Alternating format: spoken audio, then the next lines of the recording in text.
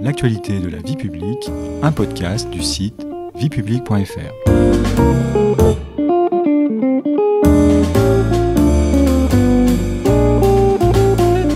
Bonjour à tous, bonjour Stéphanie. Bonjour Patrice. À son arrivée au pouvoir en mai 1981, le nouveau gouvernement de gauche se propose de modifier en profondeur le Code du travail. L'objectif est d'accorder de nouveaux droits aux travailleurs. Rue de Grenelle, le ministre en charge de cette réforme s'appelle Jean Auroux. L'ambition affichée par le jeune ministre est de promouvoir une nouvelle citoyenneté dans l'entreprise et de moderniser les relations sociales en France. Les 4 lois qui portent son nom seront toutes promulguées au cours de l'année 1982.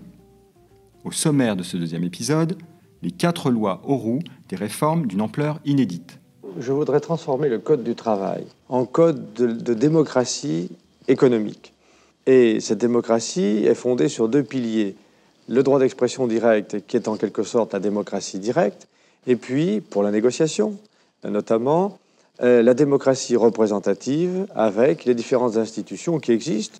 Pouvez-vous nous rappeler, Stéphanie, dans quelle proportion les réformes mises en œuvre par Jean Auroux modifient-elles le Code du travail ?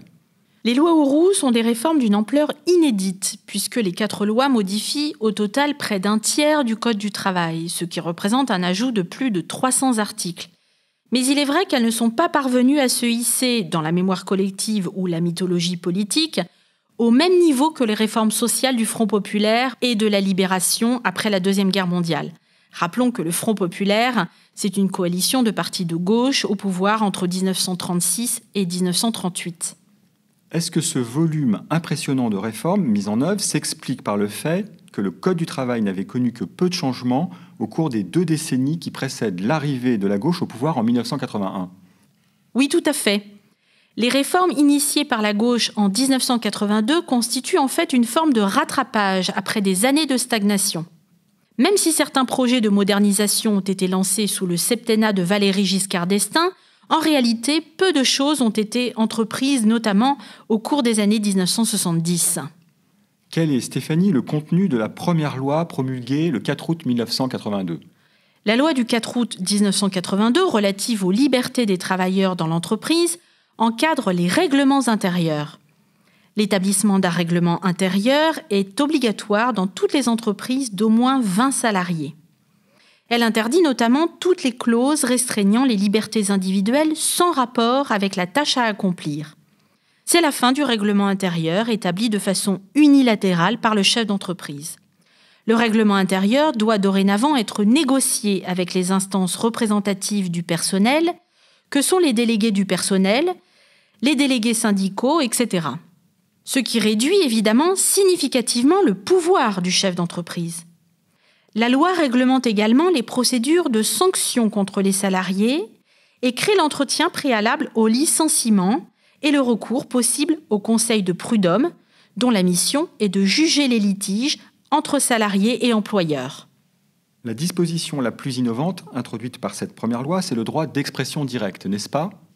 Oui, selon la formule restée célèbre de Jean Auroux, j'ouvre les guillemets, l'entreprise ne doit pas être le lieu du bruit des machines et du silence des hommes. Je ferme les guillemets. La loi du 4 août instaure donc dans les entreprises de plus de 200 salariés un droit d'expression directe, c'est-à-dire sans médiation syndicale ou de représentants élus, et collective dans le cadre de petits groupes de parole. Cette première loi reconnaît ainsi les libertés publiques et de nouveaux droits individuels dans l'entreprise.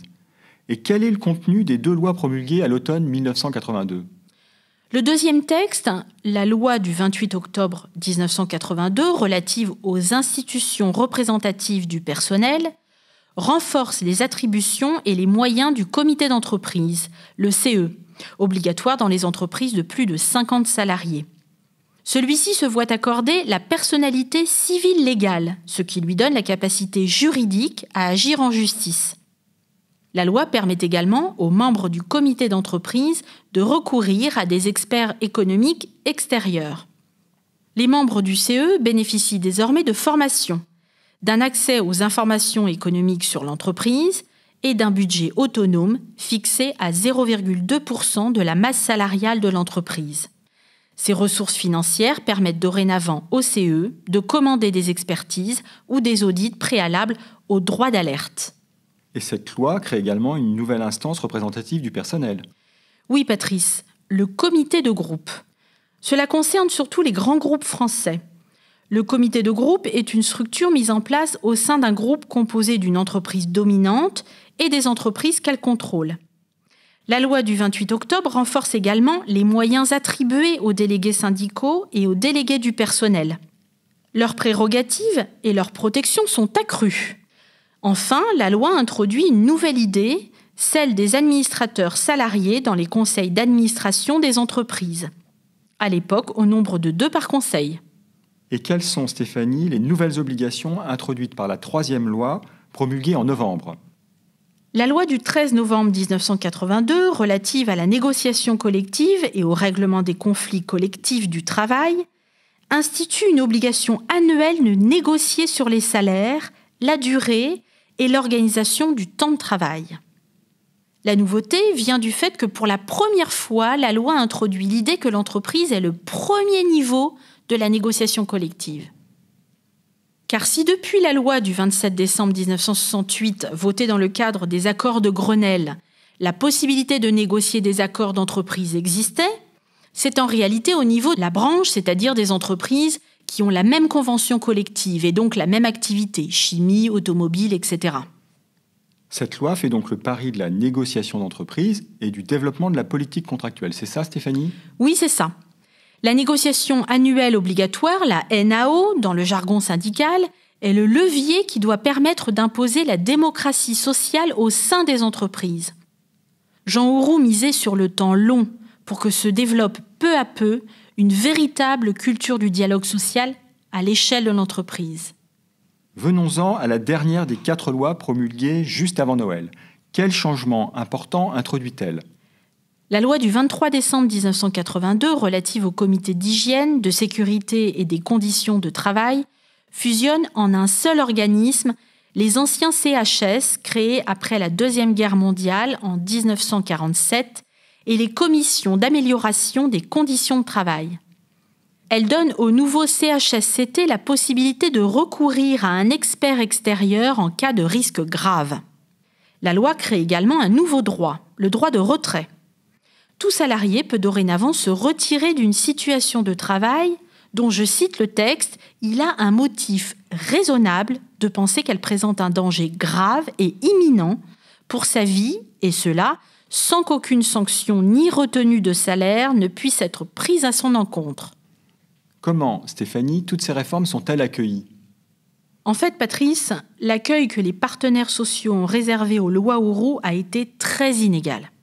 Le patronat, par l'intermédiaire du CNPF, l'ancêtre du MEDEF, a dénoncé les réformes, car elles lui semblaient remettre en cause l'autorité du chef d'entreprise. Le patronat ne voulait ni du CHSCT, ni de la négociation annuelle obligatoire, la NAO, mais il sera finalement plutôt légaliste et finira par s'en accommoder.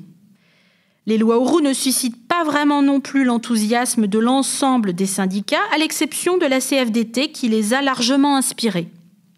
Les organisations syndicales ne sont pas convaincues par certaines des nouvelles mesures, comme le droit d'expression directe des salariés, qui court-circuitent, entre guillemets, les représentants syndicaux, ou la négociation annuelle obligatoire, la fameuse NAO, car elle n'est pas assortie d'une obligation de résultat.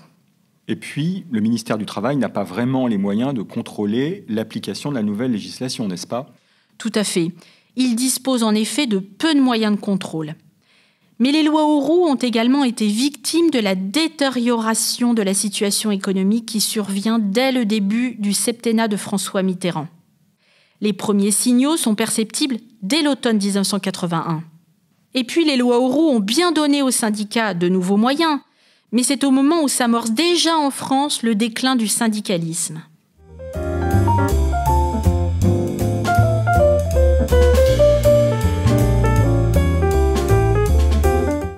Merci beaucoup Stéphanie, c'est la fin de cet épisode. Le droit d'expression direct, la NAO ou le CHSCT n'ont plus de secret pour nous. Nous consacrerons le 3e et dernier épisode de notre série à l'héritage laissé aujourd'hui par les lois Auroux. Vous pouvez réécouter gratuitement cet épisode et toute la série sur vos plateformes préférées et notre chaîne YouTube. N'hésitez pas à vous y abonner. Et pour en savoir plus, rendez-vous sur notre site internet viepublique.fr et nos réseaux sociaux. On se retrouve très bientôt. Au revoir Stéphanie, au revoir à tous. Au revoir Patrice.